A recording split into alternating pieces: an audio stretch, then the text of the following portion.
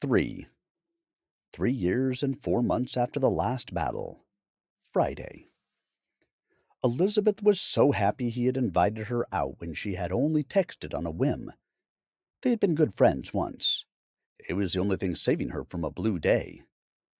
She stepped off the bus into the sun and breathed the brisk 2 o'clock breeze, smelling of gas and takeaway food. The buildings here were interspersed with trees and smaller and friendlier than in the heart of the city with its casinos and endless cars. She waited on the corner until the lights changed and crossed with a dozen or so people. Actions as simple as this had been exciting back when her costume was hidden under her clothes. A siren wailed somewhere. There were less than in the old days, and no need to dash toward it. She often forgot to tingle at the sound nowadays and was nearly accustomed to being one of the people again. The city was sunny, the distant skyscrapers bright with reflections. It was almost warm enough to start leaving her jacket at home. The buildings here were shorter, the sort where even a minor hero such as she might have stood over the city. The hero point of view, as Bug had called it. There was no hurry. She had checked her phone on the bus and would be at the coffee shop 15 minutes early as it was. The siren drifted farther away, getting lost in the din of traffic.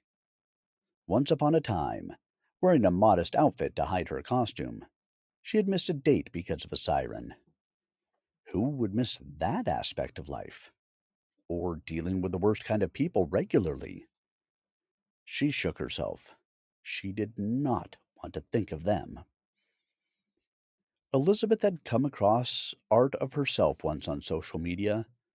The artist had made a common mistake and put her standing on a high ledge where it would take too long to reach the street.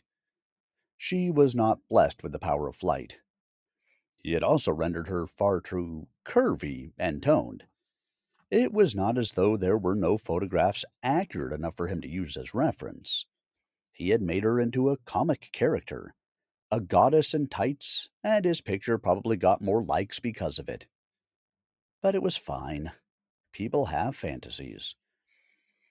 And there were worse pictures. Not often of herself. There were other, more inspiring heroes. But she had worn tights. Not as thin as others since she tended not to jump much, and a mask that covered her whole head. They fit under her clothes and helped her stay cool during combat, were easy to clean and dried fast. Doing laundry and repairing her outfit were hassles she did not miss either, not to mention the villains. Her steps became heavy at the thought, a word that churned in the pits of her stomach. Villains. A comical term from the time before superhumans were a reality, but it was the term she always caught herself using for the people who chose to use their gifts for personal, frequently petty ends. Many were little men with little goals. Others had been monsters, a walking abyss staring back. 3 years since that last fight, and who would miss it? Yet, sometimes late at night, lying awake or sleeping, she saw those dreaded capes and cowls at the end of that deadly street littered with rubble, felt again the heat of atomic blasts as fellow heroes had seemed to evaporate around her, found herself again cowering by that corner while the din of battle raged in the city. When she slept, it was worse, and she'd emerge in the waking world drenched in sweat in December, or shivering on a summer's evening, tears staining her cheeks and no one near to understand her secret aches and longings for familiar voices muffled by masks. Pills could help with sleep, but to whom could she unburden her memories and be certain of their safekeeping? But the city had been beautiful from the hero point of view, and there had been the other, more powerful heroes. Some were godlike. She had met Justice Hand once, but the meeting with Blue Saturn had changed things the most. She had not been in real danger, but it was an impressive sight nonetheless. And she had been 18 to boot, full of lingering youthful eagerness and fancies. Almost 8 years ago, Elizabeth's suffocating mask clung to her sweaty face. The last hoodlum had a gun and was not shy about using it. She stayed crouched behind her shield, a disk of light emanating from her hands, bullets fizzling on the white energy illuminating the damp alley. She had stunned the others already, and she would get this last one the minute he stopped to reload. He dropped into the alley, landing right behind the crook. A massive man with the defined muscles of an athlete rippling under a navy blue unitard. No cape, and the planet Saturn emblazoned on his chest. The kind of heroic build plucked right from a comic. The crook, eyes bulging from his head, spun. Blue Saturn, exhibiting as little fear as a principal spanking a schoolyard bully, caught his gun while his other massive fist thumped the man's head, and he flopped to the ground. "Good evening," Blue Saturn said, unloading the gun. "You're this girl, right?" A mask covered most of his face, but not his wince at the name. Elizabeth had meant to call herself Crime Buster, but social media overruled her once a video of her stopping a liquor store robbery with energy discs went viral. Afterwards, she tried to console herself by wondering if most heroes got their names the same way. "Yes," she said, "and you are Blue Saturn. Thank you for jumping in." "I think you had it," he smiled.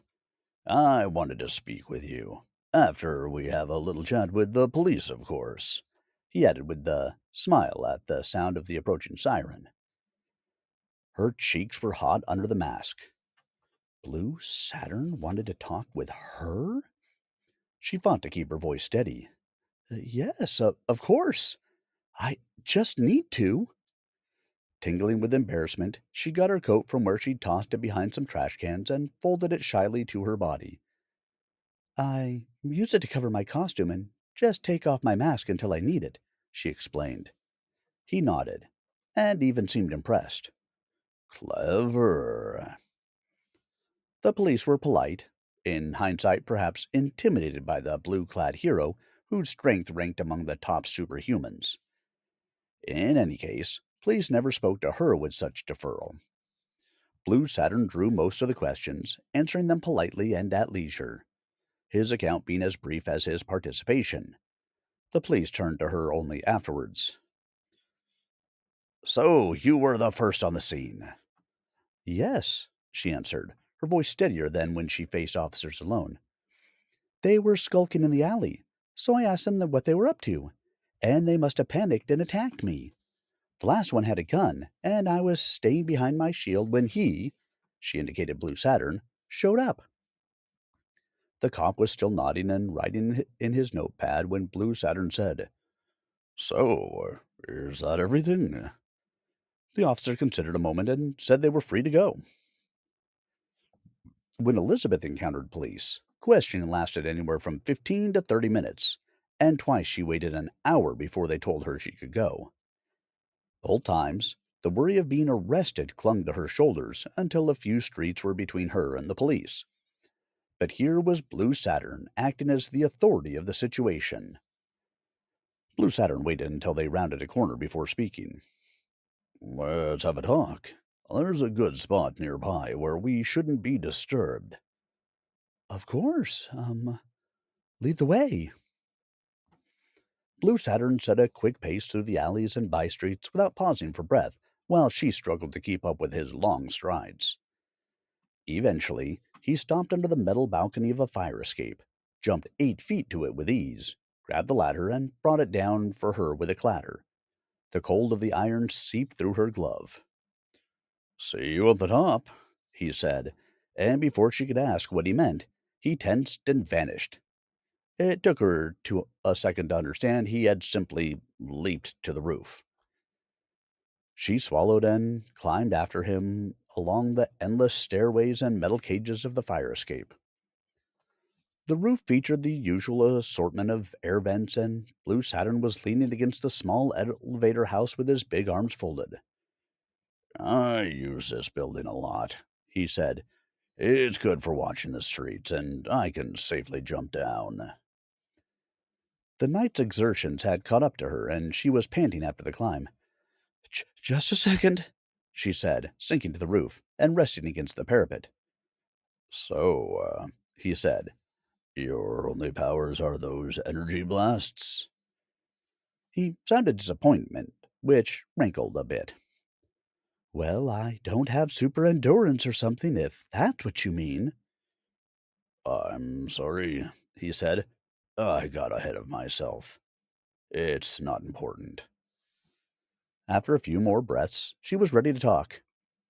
What did you want to tell me? His voice assumed a note of grandeur as he explained. We, me and the other heroes, I mean, are getting together soon to see if we can form some kind of team. Some of us have worked together several times now, and the super criminals may only increase. She was glad her mask hid how her jaw dropped. It was probably good she was sitting. And you want me to join? Sure, he said. Why not? I saw Justice Hand the other day, and he recommended you for a spot. He said you were calm under fire, and now I can second that. She had not realized she was staring. She was 15 when the first hero, Captain Infinity, appeared, and discovering her own powers at 18 was a dream come true. Now she had a chance to work with them. Aren't you happy? Happy? I'm overjoyed, she said. Who else is coming? He smiled again, a winning smile of long teeth. Basically everyone. Captain Infinity. She covered her mouth. Oh my God. Blue Saturn went on. Colonel Justice, Miss Universe, Shade, Justice Hand, of course, Silver Falcon, the Bug. Oh my, she said. The brightest stars. The very brightest ones. The present.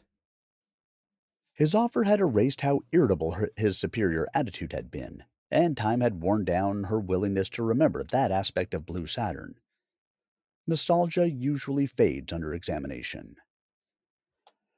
Her steps were heavier, her shoulders slumping by the time the sign of the coffee shop jutted half a block ahead. But Elizabeth was too early. She turned her back on it, crossed another street, and sank on a bench on the edge of a small park near a fenced playground where a few children aged around 5 or 6 were playing, enjoying their first hours of weekend freedom. She had had weekends off and usually did her heroics then, or vigilantism, as was the more common phrase now. She guessed one of the kids was the good guy, because his playmate was doing a gruff voice. Maybe the playground was where heroes and villains belonged. She thought back through the years.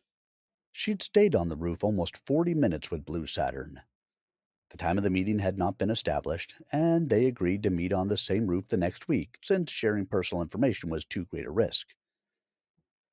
The thought of Justice Hand's praise had lightened her whole week.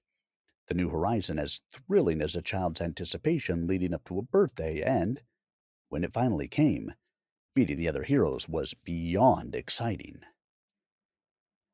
Almost 8 years ago, Elizabeth, in full costume, took a breath as she stopped at the door in the alley and raised her hand to knock, trying for a firm, serious thump befitting a firm, serious crime fighter.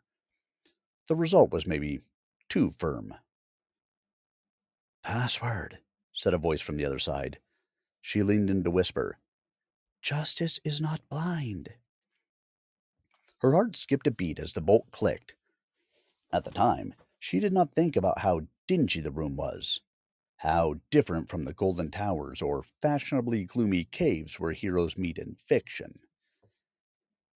The man in the doorway was lean, a bit over 6 feet, and in red tights, except for an opening for his mouth. A gold visor covered his eyes, and a golden cape hung to his ankles. His voice was soft and held the hint of a hidden British accent. Hello. Hi, Justice Hand, she said, hoping her smile showed through her mask. "You're the guard in case a villain shows up?" She wanted to kick herself for how silly the question was, but his smile was pleasing. "Just watching the door." He stepped aside and motioned her in. "Brown Derby was watching it before, but I had a feeling you'd arrive soon. The rest are already here." "Oh no," she said, scurrying in. "Am I late?" "Not at all." He chuckled, one of the first times she heard the warm sound. "Everyone came early. I suppose we're all pretty excited. I certainly am." "Me too. And, thank you for recommending me." Don't mention it. Gesturing towards the stairs, he really did remind her of a night. "Well, shall we?" The room was big. It changed over the years as things were added which she never saw anyone bring in. More shelves, a dozen or so books, including a quantity of comics, and any number of funny bits of merchandising based on their alter egos and a few trophies from fights. At the first meeting, the room was simply big and empty, except for a few tables arranged together and some folding chairs, and reeked of sweat and deodorant. But blood rushed to Elizabeth's head. Blue Saturn was there, along with everyone he had mentioned, and more. Brown Derby, the mysterious detective in a dark suit with a mask hiding the top half of his face under his iconic hat. Waterman, Lightman, Ms. Universe, who was as fit as an Olympic athlete, Shade, whose black coat and hood were probably more impressive at night. The first to greet her was Colonel Justice, a muscular, hardy man who wore a constant broad grin and a short cape which just reached his thighs. He was there too. Captain Infinity, the first hero.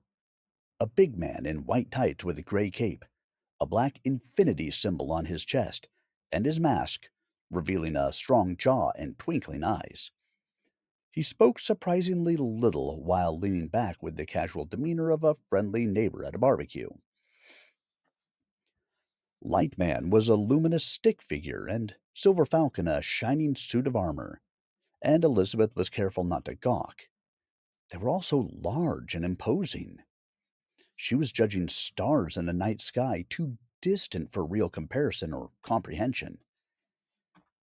Ms. Universe tried to be welcoming with a slap on the shoulder and a quip about them being the only girls, but Elizabeth just gaped most of the time.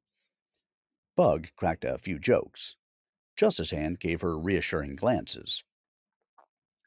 The conversation was, ironically, far clearer in memory. After the banter died, several topics were addressed.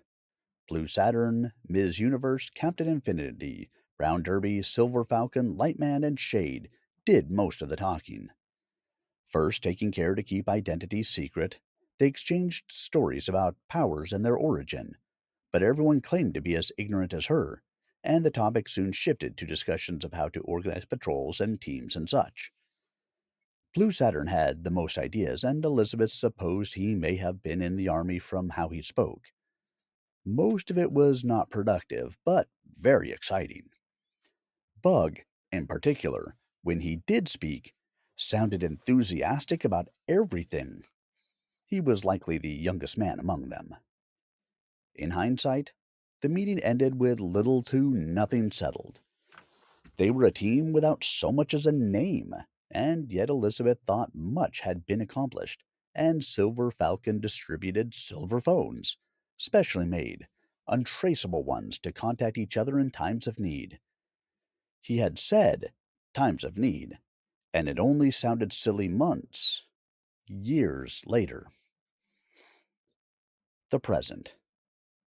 The bench was cold, and Elizabeth stood. It was time to go.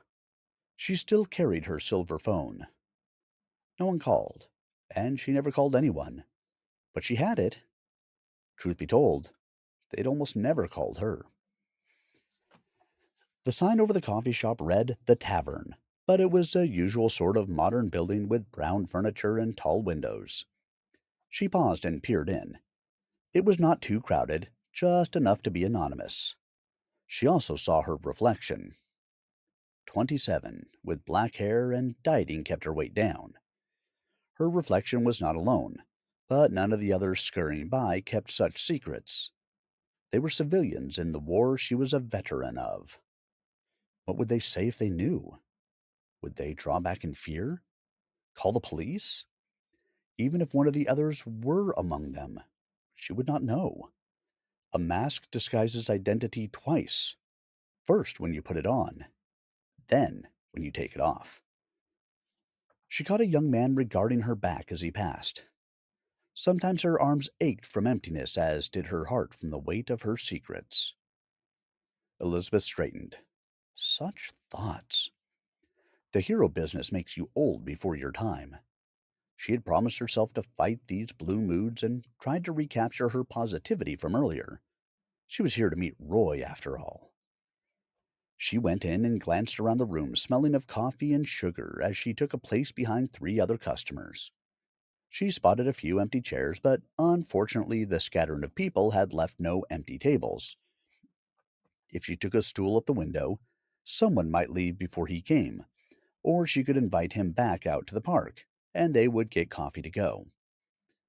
She noticed him waving from the corner and smiling, his long limbs at ease in the chair. Around 40, he reminded her of a professor after a lecture, and his casual suit and his blond hair was as short as ever, though maybe a bit more forehead was showing. She smiled back and joined him as soon as she had her hot chocolate, extending an arm to hug him. His pleasant cologne filled her head. "You're early too," she said, stepping back. I suppose I'm excited to meet an old friend," Roy said, not trying to hide his British accent. They sank into their chairs. "You certainly look good," she said. "Retirement suits you."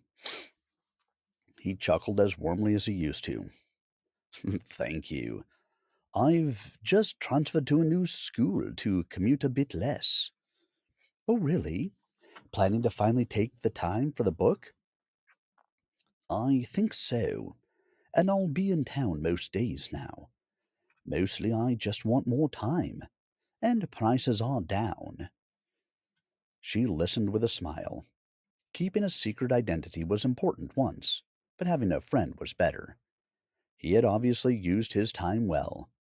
Maybe hanging up the capes and masks really was the best thing for them. Maybe she should not have waited until it was forced on her. Although, in his place, she might not think so.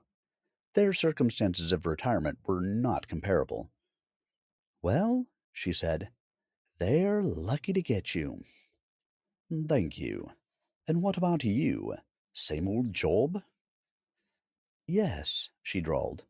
"But I got promoted last year, so that's good. And I switched apartments. Seems like it's been a time of change for both of us." "Only good changes, I trust." She sipped her hot chocolate. She wanted the answers to that herself, but she would not burden him. She would just act normal. Just act normal.